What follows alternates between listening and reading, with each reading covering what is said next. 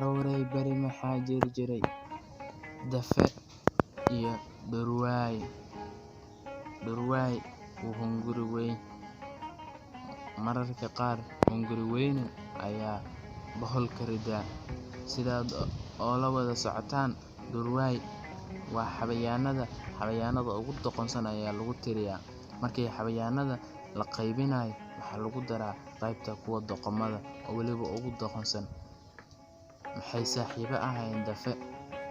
Dafahan waa xayawaanka shimbirka weyn oo hilibka cuno. Dhurwaay maalin wuxuu soo jeediyay talo ah in asagii dafaha ay isku raacaan daruurta. Daruurta uu moodayay in ay baruur tahay. Wuxuu dhahay daruurta noo qaad.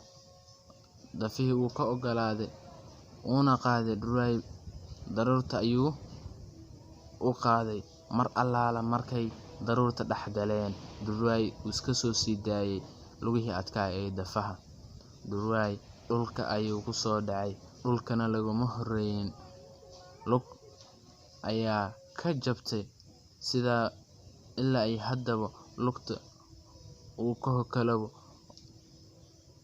Marka dhurwaay cashir ayuu ka qaatay. Sheekadan iyo sheekooyin ka sii fiican waynu soo wadnaa. Haddii muuqaalkani ku xiiso geliyay, like. Haddii aad kanaalkan hore ugu soo biirin, ku soo biir. Waa anigoo ah Maxamed Ciise. Waad mahadsantihiin.